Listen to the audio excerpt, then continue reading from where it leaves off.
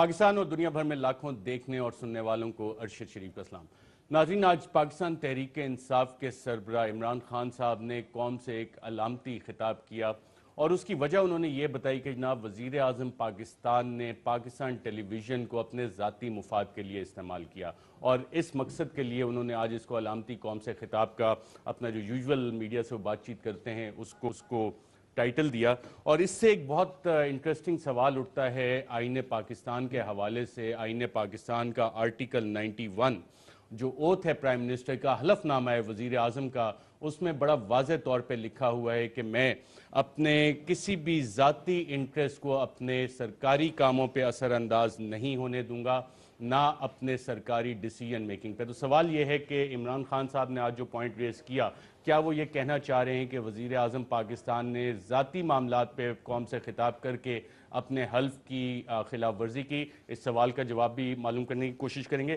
ساتھ ساتھ Panama papers کے حوالے سے حکومت نے ایک اسٹریٹجی ناظرین ڈیوائز کی ہے، جس میں پہلی چیز تو وہ یہ کرنے جا رہے ہیں کہ پاناما پیپرز کی جو کریڈیبلٹی ہے اس کو چیلنج کیا جائے۔ ایک پورے جو انٹرنیشنل انویسٹیگیٹو جرنلسٹ کا فورم ہے اس پہ جو دستاویزات سامنے آئے ہیں اس کی کریڈیبلٹی کو چیلنج کیا جائے۔ لیکن سوال یہاں پہ یہ آتا ہے، آپ اس کی کریڈیبلٹی اگر آپ چیلنج کر بھی لیں گے تو وزیر اعظم کے صاحبزادے حسین نواز صاحب کے وہ بے شمار انٹرویوز جو اس خوف سے دیے گئے کہ پتہ نہیں کون سا بم نکل کے آ رہا ہے، بم تو بہرحال نکلا ہے اور پھٹا بھی ہے اور بڑی بری طرح پی ایم ہاؤس کے اوپر جا کے پھٹا ہے، جس کے بعد ایک خوف و ہراس پھیل گیا، میڈیا کے بوائیکاٹ، خاص طور پہ ARY کا بوائیکاٹ شروع ہو گیا۔ آج بھی پاکستان مسلم لیگ نواز کی ناظرین کرسی ہمارے اسٹوڈیو میں خالی پڑی ہے کیونکہ سوالات کے جوابات ہیں نہیں، بوائیکاٹ کے پیچھے اب انہوں نے چھپنے کا فیصلہ کیا ہوا ہے۔ پاناما پیپر سے پہلے بھی ہم دستاویزات لا رہے تھے اور یہ سوالات اٹھا رہے تھے، لیکن پاکستان مسلم لیگ نواز نہ پرائیویٹائزیشن پہ اس کے جوابات دے سکی، جس طرح سے ہیوی الیکٹریکل کمپلیکس پہ محمد زبیر صاحب نے اس قوم کو ٹیکہ لگانے کی کوشش کی، اور اس کے بعد senate standing committee on finance نے باقاعدہ ریکمینڈ کیا کہ جناب یہ ایک نااہل کم ہے، ان کا کیس FIA اور نیب کو بھیجا جائے۔ لیکن جیسے کہ اس ملک میں ہوتا ہے، FIA نیب وہ تب تک کام نہیں کرتے جب تک ایک سٹنگ حکومت بیٹھی ہو، اور محمد زبیر صاحب کیونکہ ابھی سٹنگ پرائیویٹائزیشن کے منسٹر بیٹھے ہیں تو ابھی تو کچھ نہیں، لیکن اس سے ماضی میں جتنے چیئرمین تھے پرائیویٹائزیشن کمیشن کے اکثر اڈیالہ جیل کا راستہ دیکھ چکے ہیں، اور ہماری دعا تو یہی ہے کہ شاید زبیر صاحب اپنے معاملات کلیئر کریں اور انہیں یہ دل نہ دیکھنا پڑے، لیکن ابھی تک انہوں نے یہ معاملات کلیئر نہیں کیے اور ان کی کرسی بھی یہاں پہ خالی پڑی رہی ہے۔ آج جو سب سے زیادہ اہم چیز عمران خان کے خطاب سے جو پوائنٹ وہ بار بار ایمفیسائز کرنے کی کوشش کر رہے تھے کہ پاکستان میں ریاستی اداروں کا فیلئر ہو چکا ہے، اور ریاستی ادارے جو اتنی بڑی ایک چیز آئی ہے، نہ FBR حرکت میں آیا، نہ اسٹیٹ بینک آف پاکستان حرکت میں آیا، نہ FIA حرکت میں آیا، نہ دیگر ہمارے تحقیقاتی ادارے حرکت میں آئے۔ اور عمران خان صاحب نے ریفرنس بھی دیا چودھری نثار صاحب کا، جو نیو یارک ٹائمز کی ایک سٹوری پہ دبنگ انداز میں بھڑکے مارتے ہوئے FIA کو ڈائریکشنز دیتے ہیں کہ جاؤ جی بند کر دو، چھاپے مارو، لیکن اس معاملے پہ اتنی جرت نہیں انہیں کہ وزیر اعظم ہاؤس منسٹری کے بالکل ساتھ ہی ہے کہ جا کے جناب اس معاملات پہ کوئی انکوائری آرڈر کر دیتے۔ ابھی بھی کہہ رہے ہیں جی آپ نام بتائیں افسر کا، کیا پہلے معاملات میں آپ نے افسر کا نام پوچھا تھا؟ ان معاملات میں تو ایسا نہیں ہوا، ادارے خود حرکت میں آتے ہیں۔ اس سے ایک چیز ناظرین ثابت ہو رہی ہے کہ یہاں پہ تمام ادارے، پاکستان کے تمام اداروں کا انسٹیٹیوشنل فیلئر ہے یہ، اور عمران خان نے آج یہی بات ہائی لائٹ کرنے کی ایک لحاظ سے کوشش بھی کی۔ State regulator state bank of Pakistan کا بھی عمران خان صاحب نے ذکر کیا اور بتایا کہ ڈپٹی گورنر اسٹیٹ بینک سعید احمد صاحب یہ وہی شخصیت ہیں جن کا کہ نام اسحاق ڈار صاحب جو کہ فائنانس منسٹر ہیں، سمدی ہیں ہمارے وزیر اعظم کے، ان کے اکاؤنٹس کو استعمال کرتے رہے تھے منی لانڈرنگ کے لیے، پیسہ شریف خاندان کو بھیجنے کے لیے۔ آج اسٹیٹ بینک نے عمران خان صاحب کی اس پریس سٹیٹمنٹ کا تو ڈینائل دینے کی کچھ کوشش کی ہے کہ جناب اکاؤنٹ نمبر بتائیں۔ اکاؤنٹ نمبر جناب آپ یہ حلف نامہ جو اسحاق ڈار صاحب والا آیا ہوا ہے جو ایک مجسٹریٹ کے سامنے تھا، اس میں جو تفصیلات سامنے آئی ہیں، اگر ہمارے پروڈیوسر عدیل راجہ صاحب فل سکرین کر کے آپ کو یہ حلف نامہ دکھا سکیں تو آپ ناظرین اس پہ پڑھ سکتے ہیں حلف نامے میں کہ سعید احمد صاحب کے اکاؤنٹس استعمال ہوئے اور وہ پیسہ کس کو گیا؟ شریف گروپ آف کمپنیز کو گیا، اور اب آپ نے ان کو لگا دیا ہے deputy governor state bank of Pakistan. تو کون سا ریگولیٹر یہاں پہ حرکت میں آئے گا، استعمال ہوگا؟ اس کے ساتھ ساتھ ناظرین FIA کے بھی میں آپ کو معاملات بتا دوں۔ ایک شخصیت ہیں سیف الرحمان صاحب جو کہ قطر میں ہوتے ہیں، اور ہم نے بہت ذکر ان کا سنا کہ جناب سیف الرحمان صاحب پاکستان میں انویسٹ آ رہے ہیں. بہت اچھی بات ہے, انویسٹمنٹ آنی چاہیے, لیکن جب مارچ 2016 کا یہ FIA کا لیٹر اگر آپ اپنی اسکرین پہ دیکھیں تو ان کا نام انٹرپول نے شامل کیا ہوا تھا, ریڈ وارنٹس ان کے نکلے ہوئے تھے انٹرنیشنلی, لیکن پھر کیونکہ حکومت اب آپ کی اپنی ہے تو آپ نے یہ والے جو ریڈ وارنٹس ہیں وہ بھی وڈرا کر لیے. ایک واقعہ 29 فروری کو ہوا ابو دھابی انٹرنیشنل ایئرپورٹ پہ جہاں سیف الرحمان صاحب کو روکا گیا. اس کے بعد 1 مارچ کو دبئی انٹرنیشنل ایئرپورٹ پہ ان کی صاحبزادی کو روکا گیا, اور اس کے بعد ہماری منسٹری آف فارن افیئرز حرکت میں آئی اور ہماری ایمبیسی نے باقاعدہ طور پہ یہ خط لکھا کہ نہیں جناب وہ تو ہمارے بہت معزز پاکستانی بھی ہیں اور پاکستان کے لیے اتنا کام شام کرتے ہیں, پاکستان کا فخر ہے پاکستانی ریاست کا, تو اس لیے ان کا نام آپ اس سے ہٹا دیں. تو کیا یہ والا FIA تحقیقات کرے گا ان معاملات کی, جو کہ ایک سٹنگ حکومت ہے, بیٹھی ہوئی ہے اور اپنے لوگوں کو اس طرح سے کلین چٹس دے رہی ہے. نہ صرف یہ, دوحہ میں جو ایمبیسڈر اپوائنٹ کیے گئے شہزاد احمد صاحب, ان کو اپوائنٹ کس لیے کیا گیا اس کی بھی میں آپ کو ناظرین کہانی بتا دیتا ہوں. طارق فاطمی صاحب ایڈوائزر ہیں پرائم منسٹر کے فارن افیئرز پہ, ان کے پاس کوئی حیثیت نہیں ہے کہ وہ کوئی سمری قوانین کے مطابق موو کر سکیں کسی بھی اپوائنٹمنٹ کی. یہ اختیار ہوتا ہے دفتر خارجہ کے فارن سیکریٹری کا. لیکن طارق فاطمی صاحب کیونکہ وزیر اعظم کے آج کل منظور نظر ہیں اور اس کو ریاست اور حکومت کوئی رولز کے مطابق تو ہم نے چلانی نہیں ہے, جو منظور نظر لوگ ہیں ان کو آپ احکامات کہیں تو جیسے دربار میں ایک کام ہوتا ہے کہ جی بادشاہ سلامت نے ایک بات کہہ دی اور باقی لوگوں نے آ کے اس کو امپلیمنٹ کرنا ہے. تو طارق فاطمی صاحب کا ناظرین آپ جب یہ لیٹر دیکھتے ہیں تو یہ ڈائریکٹ جاتا ہے پرائم منسٹر کو, اور پرائم منسٹر صاحب اس کی اپروول کر دیتے ہیں اور شہزاد احمد صاحب کو دوحہ کا ایمبیسڈر لگا دیا جاتا ہے. اب شہزاد احمد صاحب کا اگر آپ CV دیکھیں تو اس میں بڑی انٹرسٹنگ چیزیں آپ کو نظر آتی ہیں, لیکن ان کے CV سے زیادہ ایک اور انٹرسٹنگ چیز یہ ہے جو لنکیج بنتا ہے, وہ بنتا ہے ان کے والد صاحب کا, نسیم احمد صاحب کا. نسیم احمد صاحب ڈیوشے بینک میں ہیں اور دبئی میں ہوتے ہیں اور ایڈوائزر بھی رہے ہیں پاکستان کے مختلف بڑے بڑے گروپس کا, اور شریف گروپ آف کمپنیز کے بھی ایڈوائزر رہے ہیں. تو ریاست کے معاملات اس طرح سے چلائے جا رہے ہیں, اور عمران خان صاحب نے آج یہی پوائنٹ آؤٹ کرنے کی کوشش کی کہ یہاں پہ اداروں کا ایک فیلئر ہو چکا ہے, اور ایک دفعہ پھر 3 سالوں میں دوسری دفعہ وزیر اعظم پاکستان کا انہوں نے استعفیٰ مانگا.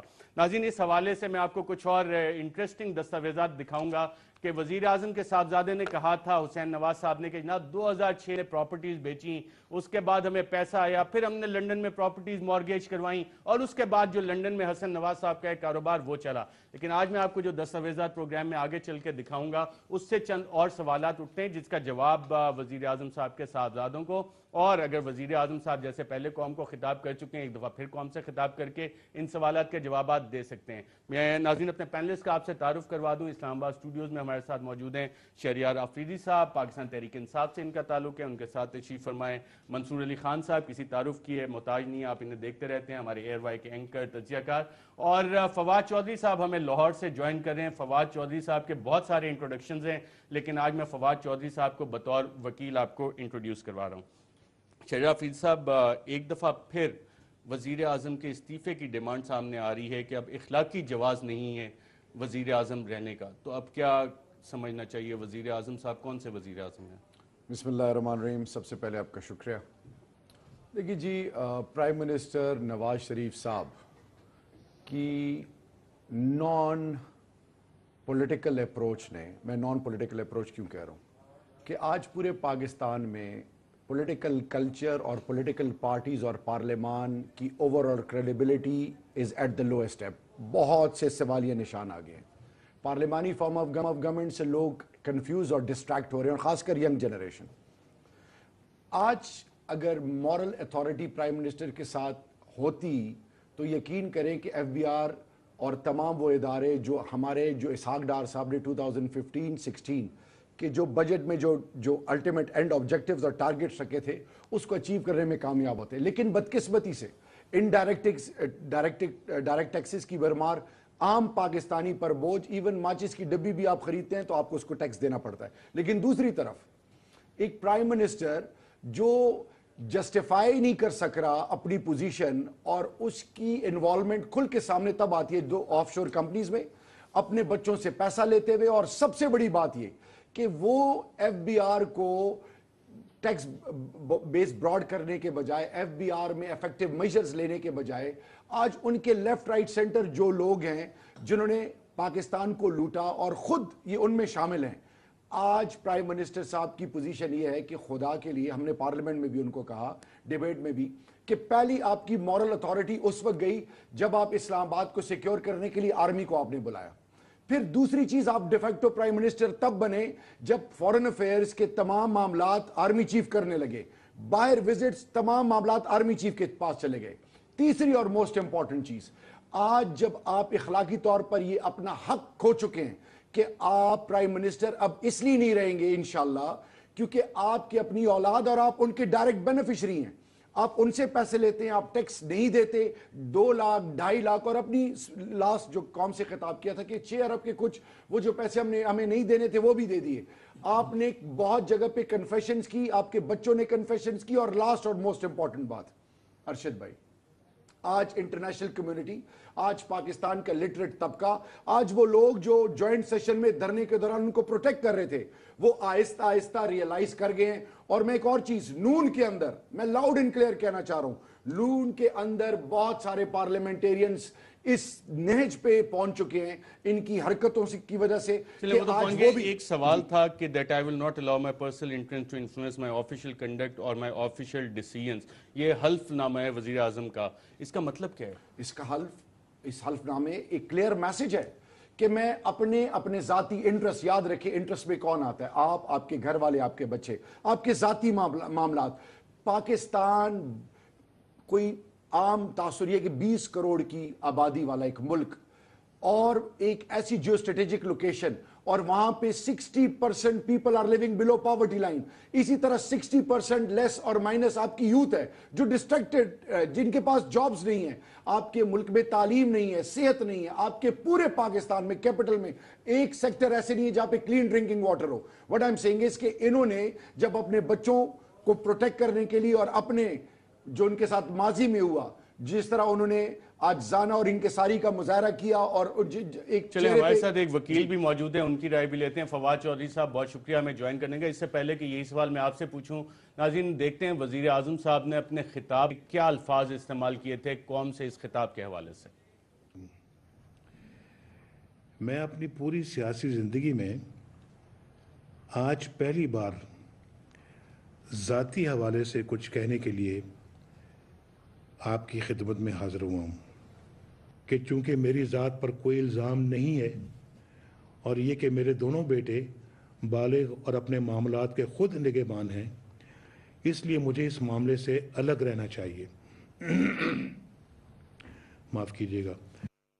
جی فواد چودھری صاحب، آپ نے بڑا واضح الفاظ میں سنا کہ وہ کہہ رہے ہیں کہ میرے اوپر تو الزام نہیں، میرے بچے جو کہ بالغ ہیں اور جن کے اوپر الزام ہے اور ایک طرح سے الزام مان بھی رہے ہیں، اس کی وضاحت دینے کے لیے قوم سے خطاب کیا گیا. تو جو حلف نامہ ہے وزیر اعظم کا کہ جی میں ذاتی معاملات کے لیے کوئی بھی ڈیسیژن نہیں لوں گا، یہ اس زمرے میں آتا ہے یا نہیں آتا؟ آپ کے لیگل اوپینین کیا ہے اس پہ؟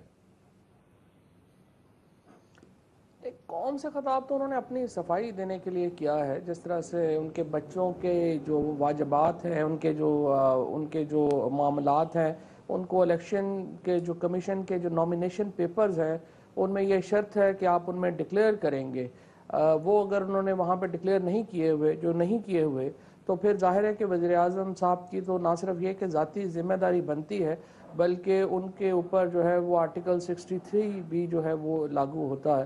تو ظاہر ہے کہ وزیر اعظم صاحب کا جو خطاب ہے وہ جو دوسرا تیسرا موقع ہے انہوں نے خطاب کیا ہے، اور کبھی بھی ان کا خطاب جو ہے وہ اسی طرح سے پریپیئرڈ نہیں ہوا. یہ پہلا موقع نہیں ہے کہ ان کے خطاب جو ہیں، مثلا آپ دیکھیں کہ انہوں نے قوم سے خطاب میں جوڈیشل کمیشن کا اعلان کیا، بعد میں پتہ چلا کہ وزیر اعظم تو انکوائری کمیشن بنا سکتا ہے، جوڈیشل کمیشن تو پرائم منسٹر بنا ہی نہیں سکتا.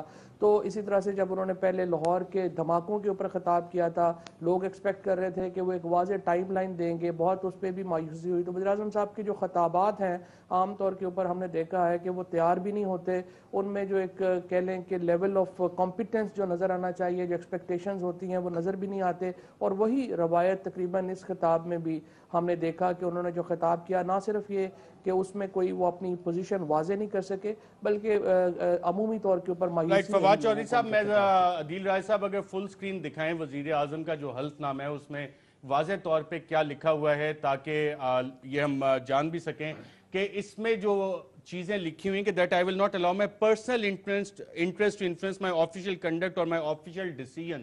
فواد چودھری صاحب اس کا مطلب کیا ہے اس ایک لائن کا؟ آپ نے اثاثوں کی بات کی, اسی میں ایک لائن مینشن ہے کہ جی 2014 میں کہ $19,22,000 حسین نواز جو کہ آف شور کمپنی چلاتے ہیں انہوں نے ان کو بھیجے. 2013 کے ایسے ڈیکلریشن میں بھی ہے کہ جناب $19,12,000 حسین نواز جو کہ آف شور کمپنی چلاتے ہیں وہ انہوں نے بھیجے. اور پھر کون سے خطاب آپ کر رہے ہیں اپنے ذاتی معاملات ایکسپلین کرنے کے لیے؟ یہ کہیں حلف نامے کی اس براڈر ڈیفینیشن میں تو نہیں آتی یہ چیزیں؟ دیکھیں وزیر اعظم کا اگر آپ یہ کہہ رہے ہیں کہ قوم سے خطاب جو تھا وہ آئین کی خلاف ورزی تھا یا ان کے حلف کی خلاف ورزی تھا تو وہ تو میں نہیں سمجھتا. اس کی وجہ یہ ہے کہ وزیر اعظم کی ذات جہاں پہ کوسچن ہوئی ہے ان کو یہ حق حاصل ہے کہ وہ قوم سے خطاب کریں اور اپنی پوزیشن کو کلیریفائی کریں. لیکن جہاں تک معاملات کا تعلق ہے وہ یقینی طور کے اوپر کنٹروورشل ہیں اور ان کے اوپر آپ نے آگے بھی جو ہے وہ کافی گفتگو جو ہے وہ کی ہے اور ظاہر ہے آپ کے پروگرام جو تھا شروع میں ہی ایک وہ اسی سے سارا معاملہ جو ہے وہ ایکسپوز بھی ہوا تھا تو ظاہر ہے آپ نے اس کے اوپر کافی ڈیٹیل میں بات جو ہے وہ کی ہے. رائٹ منصور, میں آپ سے بھی یہی سوال جاننا چاہوں گا. اور اگر آپ پرائم منسٹر کی ایسٹ ڈکلریشن دیکھیں 2014 کی اور 2013 کی, اور اگر عدیل راجہ صاحب آج مجھے لگ رہا ہے تھوڑے تھکے ہوئے ہیں, ڈاکومنٹ چلا کے ان کو ڈاکومنٹس مل نہیں رہے. کل بھی آپ نے چلائے تھے عدیل صاحب, اگر ڈھونڈ لیں ایسے ڈکلیریشن, بالکل فائنلی عدیل راجہ صاحب کو مل گئی آج. تھوڑے تھکے ہوئے نا, اتنے دن سے ڈاکومنٹ چلا رہے تھے. وہ دیکھیں ناظرین, آپ کو یہ فگر نظر آ رہی ہے منصور, $19,14,000 حسین نواز صاحب بھیج رہے ہیں, کچھ یوروز بھی بھیج رہے ہیں, کوئی 6 لاکھ پاکستانی روپے بھی بھیج رہے ہیں. 2014 میں بھی اسی طرح آ رہے ہیں. ڈیوڈ کیمرون کا مسئلہ کیا ہوا؟ اور عمران خان صاحب نے بھی آج یہ ایشو ریز کیا, یہ والے بھی آ رہے ہیں. حسین نواز صاحب آف شور کمپنی چلاتے ہیں, اس میں کچھ آپ کو سوال اٹھتا نظر آ رہا ہے؟ اچھا دیکھیں, دو معاملات ہیں. ایک تو یہ ڈیوڈ کیمرون اور خان صاحب نے آج جو کچھ بھی آج پرائیویٹ خطاب یہ جو کیا, میں اس کو پرائیویٹ خطاب ہی کہوں گا, قوم سے جو خطاب کیا, اس کے دو حل ہے. ایک تو جو اسٹرکٹلی آپ کا انویسٹیگیٹو کام ہے وہ تو دیر از نو کوشچن اباؤٹ اٹ, لیکن دوسری ہے پیور پالیٹکس. کیا اس وقت پیور پالیٹکس ہو رہی ہے دونوں سائڈ سے کہ نہیں؟ کیا مورل اتھارٹی ہے پرائم منسٹر کی کہ وہ کنٹینیو کریں آفس؟ نو, خان صاحب از رائٹ اباؤٹ دیٹ. لیکن جب آپ بات استعفے کی کرتے ہیں, خان صاحب نے پھر وہی کام کیا ہے جو دھرنے کے اندر کیا تھا کہ اپنا آخری کارڈ سب سے پہلے کھیل دیا کہ استعفیٰ دے دو بھائی, ابھی دے دو. ساتھ آپ یہ بھی کہہ رہے ہیں انکوائری کرو, ساتھ یہ بھی کہہ دیا ابھی استعفیٰ دے دو. آپ نے بہت اچھی آپ نے ڈسکرپنسی پوائنٹ آؤٹ کی, اور حکومت کے آپ نے اس میں اپوزیشن کو ڈیوائیڈڈ رکھنے میں کامیاب نظر آ رہی ہے آپ کو؟ میرا خیال میں تو اسی طرح ہی ہو رہا ہے. خان صاحب نے بہت بڑی غلطی کر دی. مجھے نہیں لگ رہا تھا, کیونکہ بیک ڈراپ آپ نے دیکھا پاکستان تحریک انصاف کا جھنڈا نظر آ رہا تھا. یقین کیجئے کہ اگر آپ ڈیٹ کسی کو نہ بتائیں تو اسی طرح ہی لگا کہ 2 سال پہلے 15 اگست کی کوئی تقریب چل رہی ہے کنٹینر کے اوپر.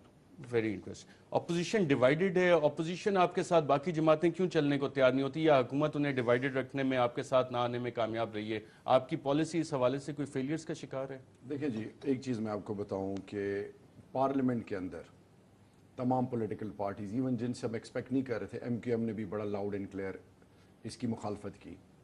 اب دیکھیں اصل میں it's too early to predict, یہ تو تب جب میدان سجے گا, اور 24 کے بعد 24 تک تو ٹائم ہے پرائم منسٹر اور ان کی ٹیم کے پاس.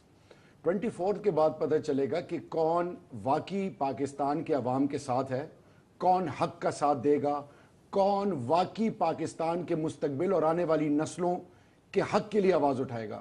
یہ تب پتہ چلے گا. یہ شہباز شریف صاحب بھی یہ آواز اٹھاتے رہے. ناظرین, اس سے پہلے کہ میں پہ جاؤں, شہباز شریف صاحب اس لوٹی ہوئی دولت کے حوالے سے کیا کہتے تھے وہ ایک دفعہ سن لیتے ہیں, اور جب ہم واپس آئیں گے تو حسین نواز صاحب نے کیا دعویٰ کیا تھا اور کچھ مزید دستاویزات جو اس کو کوشچن کرتے نظر آئے. شہباز شریف صاحب نے کیا کہا تھا ناظرین, آئیے وہ ایک دفعہ سنتے ہیں. انتخابات کے بعد اس زرداری کو لاڑکانہ کراچی, پشاور اور لاہور کی سڑکوں پہ نہ گھسیٹا تو میرا نام شہباز شریف ہے. تمہیں مال متا جمع کرنے سے فراغت نہیں, پیسے ہمارے حوالے کر دو, وگرنہ تمہیں اور تمہارے لٹیرے ساتھیوں کو اسی چوک کے اوپر الٹا لٹکائیں گے اور تم سے قوم کی بدحالی کریں گے.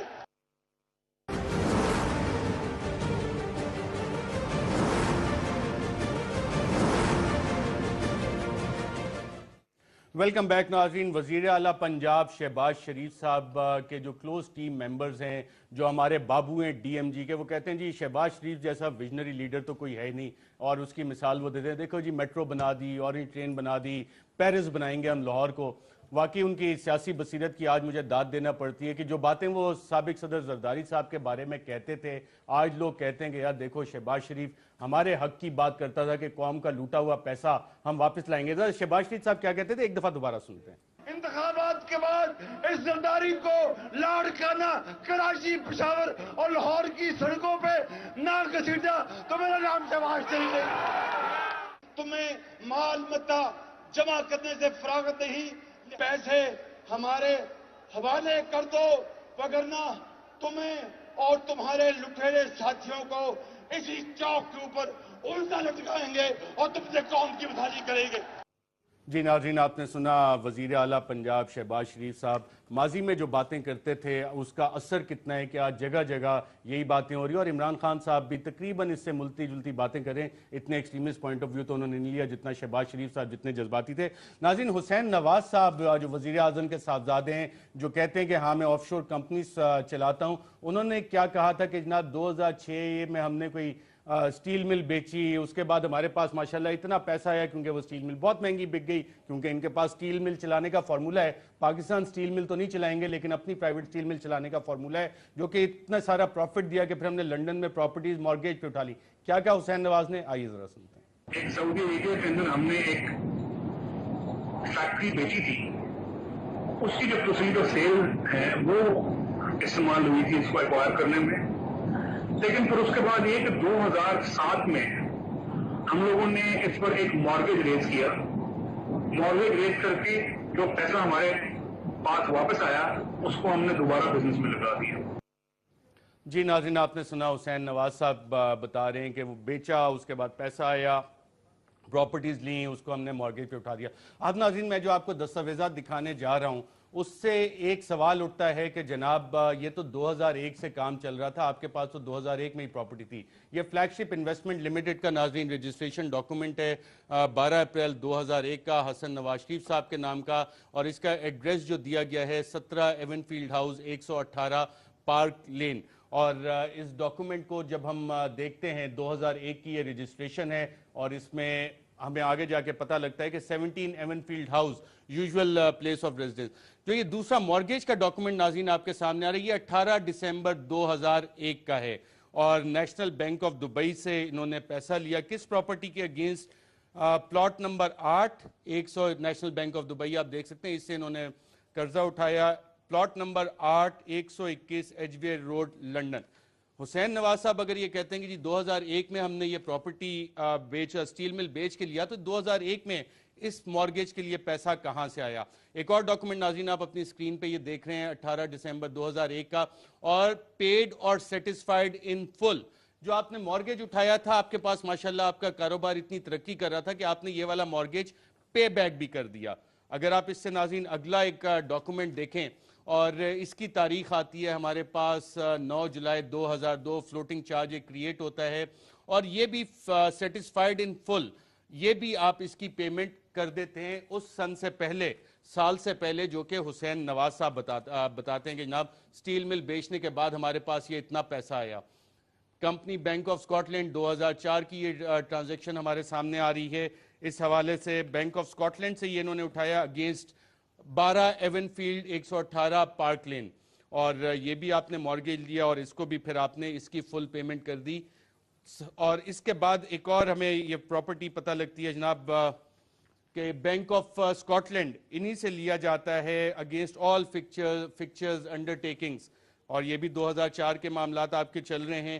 تو اس کا بھی ہمیں سوال کا جواب دے دیں کہ جناب یہ والا پیسے کا ٹریل کیا ہے، یہ والا پیسہ مارگیج اٹھانے کے لیے آپ کے پاس پراپرٹی ہوگی تو آپ نے اٹھایا ہوگا۔ پھر ایک flat number 8 number 2 Broad Place London, یہ بھی آپ نے مارگیج کے ذریعے حاصل کیا، اور پھر بعد میں آپ نے اس کا بھی جو پیمنٹ تھی وہ آپ نے کمپلیٹ کر دی۔ پھر ایک اور ڈاکومنٹ ناظرین یہ نظر آ رہا ہے 4 اپریل 2005 کا، between bank of Scotland, اور اس کے اگینسٹ بھی جو پراپرٹی آپ نے رکھوائی وہ فلیٹ نمبر 469 کیڈیوگن سکوئر لنڈن، اور آگے پراپرٹی کے نمبرز وغیرہ بھی دیے گئے ہیں۔ ناظرین اس کے بعد 2006 کے بعد بھی کاروبار ہے، ہم نے یہ 2001 سے 2006 تک سوالات اس لیے اٹھائے کیونکہ حسین نواز صاحب یہ دعویٰ کرتے ہیں، اور کیا دعویٰ کرتے ہیں ایک دفعہ ذرا دوبارہ سن لیتے ہیں۔ ایک سعودی ایریا کے اندر ہم نے ایک فیکٹری بیچی تھی، اس کی جو پروسیڈ آف سیل ہے وہ استعمال ہوئی تھی اس کو ایکوائر کرنے میں. لیکن پھر اس کے بعد یہ کہ 2007 میں ہم لوگوں نے اس پر ایک مارگیج ریز کیا.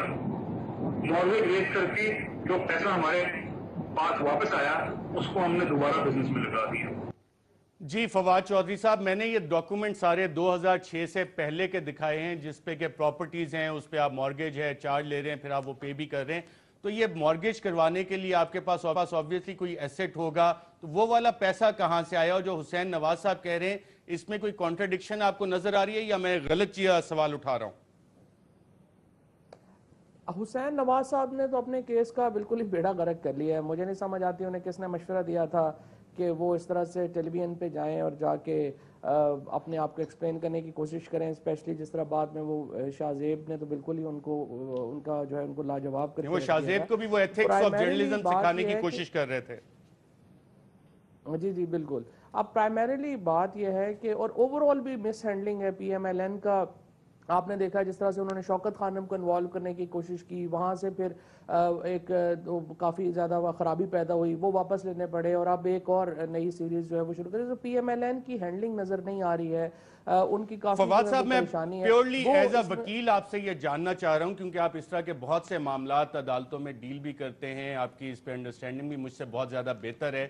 یہ سوال بنتا ہے کہ نہیں حسین نواز کا ایک کلیم کہ جی ہم نے 2007 کے بعد مارگیج اٹھائے اور یہ والے دستاویزات ایک الگ کہانی سنا رہے ہیں، تو اس پہ کوئی جواب دینا چاہیے حکمران خاندان کو یا میرا سوال ہی غلط ہے؟ سوالات تو بہت ہی زیادہ ہیں، وہ تو جو ہے وہ مسلسل سوالات ہیں جن کا کوئی جواب نہیں ہے. جس طرح سے انہوں نے یہ کہا کہ ہم نے سعودی عرب میں مل بیچی ہے، اگر مل بیچی ہے اس کے ڈاکومنٹس اویلیبل نہیں ہیں. جو مل لگائی ہے پرائم منسٹر صاحب نے کہا کہ وہ ہم نے بینکوں سے قرضے لیے ہیں، اس قرضوں کے پیپرز نہیں ہیں. اس کے بعد یہ پیسے ٹرانسفر کیسے ہوئے اس کے پیسے نہیں ہیں. 98 آنورڈ تمام جو اصل میں یہ 92 سے ایک کہانی ہے 98 تک اور پھر 98 سے ایک کہانی ہے اب تک. یہ اور پھر ایک کہانی ہے 2013 سے 2016 تک کی بھی. تیسری کہانی جو ہے وہ پھر وہ ہے. اچھا اب یہ تینوں کہانیاں جو ہیں یہ مسٹری میں ڈوبی ہوئی ہیں، ان کے درمیان کے کوئی لنکس اویلیبل نہیں ہیں، کوئی ان کا پیسے کے ٹرانسفر اویلیبل نہیں ہے. اور یہ جو سارے کا سارا کام ہے یہ بنیادی طور کے اوپر اس میں کوئی شبہ ہی نہیں ہے کہ یہ جو معاملات ہیں یہ منی لانڈرنگ میں آتے ہیں اور ان کا جو یہاں پہ پیسے جو ہیں وہ جہاں جیسے گئے ہیں اس کی کوئی لیگل حیثیت نہیں ہے جس طرح سے باہر کے باقی جگہوں کے اوپر جو اس کے اوپر الزامات ہیں وہ ٹیکس اویژن کے ہیں. لیکن پرائم منسٹر صاحب کے اوپر جو الزامات ہیں یا فیملی کے اوپر جو الزامات ہیں وہ منی لانڈرنگ کے ہیں، منی لانڈرنگ کے. اور عمران خان صاحب نے بھی آج یہ سوال اٹھایا. ناظرین میں چاہتا ہوں کہ اس پہ مجھے پاکستان مسلم لیگ نواز کا بھی موقف سامنے آتا، لیکن آپ دیکھیں ناظرین کرسی اس وقت بھی خالی پڑی ہے اور بائیکاٹ کی آڑ میں چھپی ہوئی ہے پاکستان مسلم لیگ نواز، کیونکہ ان کے پاس سوالات کے جوابات نہیں ہیں. منصور علی خان صاحب آپ سے میں جاننا چاہتا ہوں، حسین نواز صاحب کی آپ نے سٹیٹمنٹ سنی اور یہ دستاویزات جو ہم نے ابھی ناظرین کو دکھائے ہیں اسکرین پہ، اس پہ سوال کیا بنتا ہے؟ سوال یہ بنتا ہے کہ بھائی اس کو ایکسپلین کریں اور ایکسپلینیشن ہے کوئی نہیں. میرا خیال میں نون لیگ کی جانب سے جتنی ایکسپلینیشنز آ رہی ہیں ہر بڑھتے قدم کے ساتھ وہ اسی طرح دلدل میں پھنستے جائیں. میرے خیال میں اس وقت اگر تھوڑا سا کوئی ان کو سمجھا سکنے تو وہ یہ ہے کہ بھائی خدا کے لیے زپ لگا لیجیے منہ کے اوپر، چپ رہ لیجیے. چپ رہنے سے کم ڈیمیج کنٹرول بہتر ہو جائے گا اور وہ ہو نہیں رہا. اور وہ جتنی سٹیٹمنٹس آ رہی ہیں خاندان کی جانب سے، جتنے افراد کی ٹویٹس آ رہی ہیں، جتنے منسٹرز اس ٹاپک پہ جتنا بول رہے ہیں معاملہ اتنی خراب ہو رہا ہے. the best way is کہ خدا کے لیے جوڈیشل کمیشن ایک بنا دیجئے، جوڈیشل کمیشن کو فیصلہ کہہ رہے ہیں کہ کل جو وزراء کی فوج پی آئی ڈی میں ایک اور پریس کانفرنس کرنے جا رہی ہے وہ اپنے لیے مزید معاملات خراب کرے گی. 2 فٹ اور دلدل کے اندر جائیں گے میرے خیال میں، اور کچھ نہیں ہوگا. شہر آفریدی صاحب آپ سے میں یہ جاننا چاہوں گا، آپ نے حسین نواز صاحب کی سٹیٹمنٹ بھی سنی اور یہ دستاویزات آپ کے سامنے پڑے، سوال کیا بنتا ہے اس پہ؟ سوال بہت سمپل ہے کہ وہ تباہی جو انہوں نے قوم کے ساتھ ظلم اور جو جبر کی ہے، پاکستان کی دولت کو دونوں ہاتھوں سے جس طرح الٹایا، اور وہ پیسہ جو قوم مقروض ہے I M F, world bank, Asian development bank سے، وہ پیسہ جو پاکستان آتا ہے وہ پتہ نہیں کن چینل سے ان کے جیبوں سے جا کے باہر چلا جاتا ہے، کہ اب ان کے پاس کوئی چارہ نہیں ہے. ایک چارہ ہے کہ اگر واقعی یہ حق پر ہے اور سچ ہے تو ان کو چاہیے جوڈیشل کمیشن بنائے، انٹرنیشنل فورنسک آڈٹ ٹیم کو آن بورڈ لیں اور پاکستانیوں کے سامنے اپنے آپ کو ثابت کریں کہ دے آر ناٹ انوالو. اگر یہ میں نہیں اسٹولن کرتے ایسٹ ریکوری انیشیٹو پہ دیکھ رہا تھا، وہاں پہ پتہ لگتا ہے کہ اگر آپ انویسٹیگیشنز آرڈر کریں اور یو این اور ورلڈ بینک بھی اس میں ساتھ ہے تو پھر بھی 6 سال کا ٹائم لگتا ہے، جس انٹرنیشنل فورینزک آڈٹ کی شہریار آفریدی صاحب بات کریں. ناظرین ایک وقفہ لے، وقفے کے بعد جب دوبارہ آپ کی خدمت میں حاضر ہوں گے تو $200 ارب جو پاکستانیوں کے سوئس بینکس میں پڑے ہیں، اور اس کا اقرار باقاعدہ قومی اسمبلی میں 9 مئی 2014 کو ہوا. آپ بھی جا کے یہ سپیچ نکال سکتے ہیں. فائنانس منسٹری کا جواب اس حوالے سے بات کریں گے اور سوال پوچھیں گے کہ جو ہمارے فوجی جوان، ہمارے شہری اس ملک کی خاطر شہید ہوتے ہیں، جو ہمارے پولیس والے، جو بیٹے اس دھرتی کے لیے جان دیتے ہیں، اپنا خون دیتے ہیں، ان کا قصور کیا ہے؟ ایک وقفے کے بعد.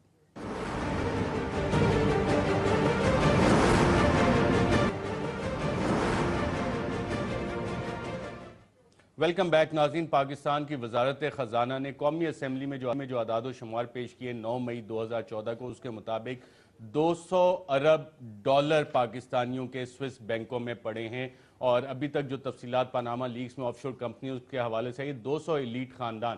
اب یہ والا پیسہ واپس کیوں نہیں ہوتا؟ اور ہمارے جو شہداء ہیں، جو کوئی ایل او سی پہ ہیں، کچھ آپ کے ٹرائبل ایریاز پہ، پاک افغان بارڈر پہ، جو ہمارے پولیس والے ہیں، جو اس ملک اور قوم کے لیے، اس دھرتی کے لیے اپنی جان دے رہے ہیں، اپنا خون دے رہے ہیں، ان کے خاندان آج ایک سوال کر رہے ہیں کہ قوم کا یہ لوٹا ہوا پیسہ واپس کیسے آئے گا؟ کیا یہ معاشی دہشت گردی نہیں ہے؟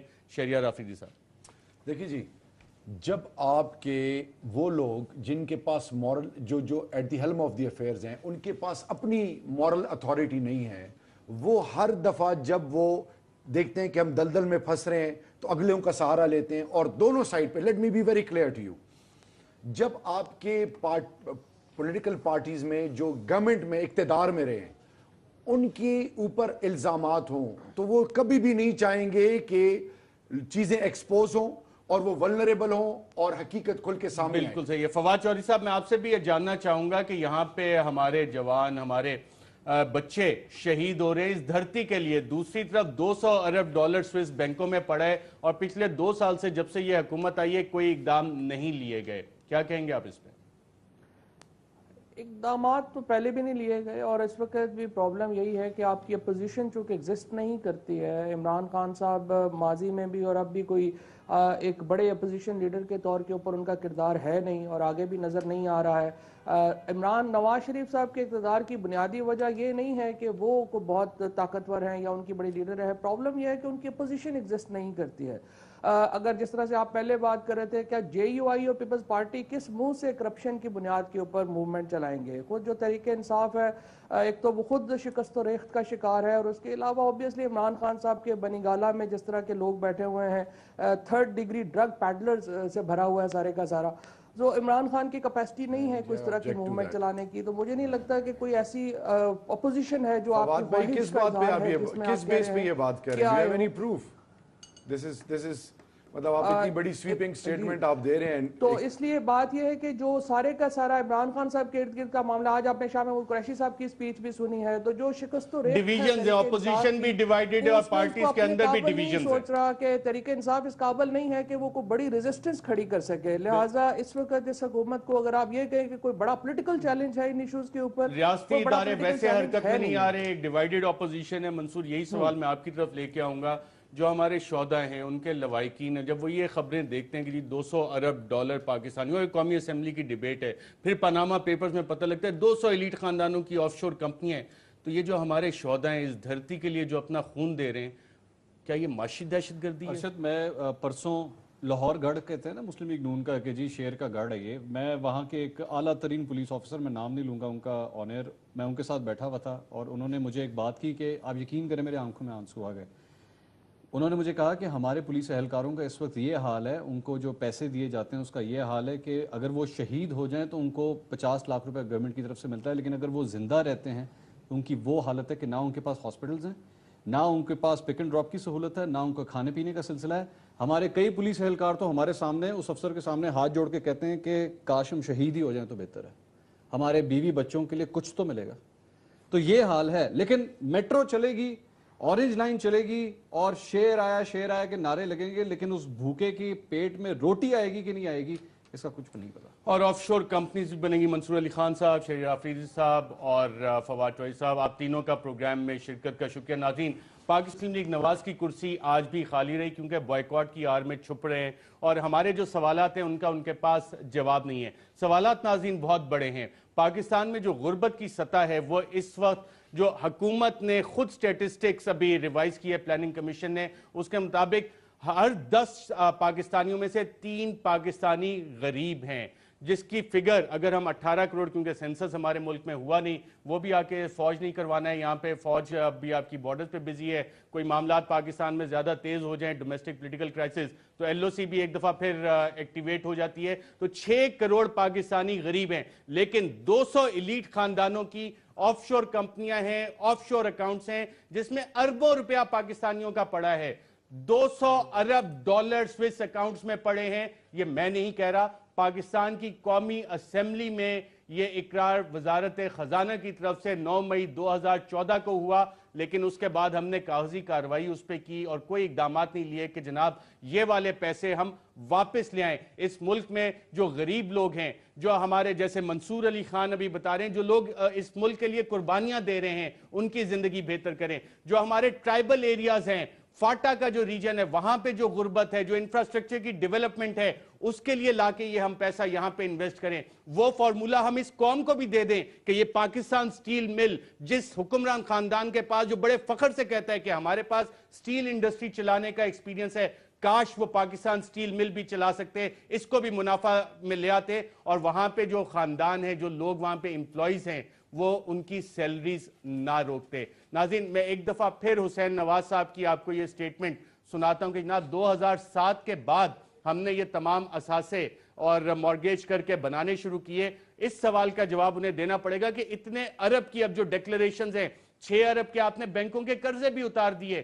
نیب آپ کا ایک ادارہ جو اسحاق ڈار صاحب کا ایفیڈیوٹ ہے, وہ میگا کرپشن کیسز میں اس میں ذکر ہے, وہاں پہ وہ حرکت میں نہیں آئے گا. اتنی بڑی پوری دنیا میں یہ سوالات اٹھے, ایف آئی اے حرکت میں نہیں آئے گی, ایف بی آر حرکت میں نہیں آئے گا. حرکت میں کس کے خلاف آئے گا؟ میرے خلاف آئے گا, آپ کے خلاف آئے گا, منصور کے خلاف آئے گا. ہر اس شخص کے خلاف یہ ادارے حرکت میں آئیں گے جو اس پاکستان کا شہری ہے اور جس نے پاکستان میں رہنا ہے, جس کے اثاثے پاکستان میں, جس نے دفن پاکستان میں ہونا ہے. ان کے خلاف حرکت میں نہیں آئے گا جن کے اثاثے باہر ہیں, جن کی آف شور کمپنیاں باہر ہیں. اس پہ ناظرین آپ بھی سوچئے گا. اجازت دیجئے, اللہ حافظ. ایک سعودی ایریا کے اندر ہم نے ایک فیکٹری بیچی تھی, اس کی جو پروسیڈ آف سیل ہے وہ استعمال ہوئی تھی اس کو ایکوائر کرنے میں. لیکن پھر اس کے بعد یہ کہ 2007 میں ہم لوگوں نے اس پر ایک مارگیج ریز کیا. مارگیج ریز کر کے جو پیسہ ہمارے پاس واپس آیا اس کو ہم نے دوبارہ بزنس میں لگا دیا.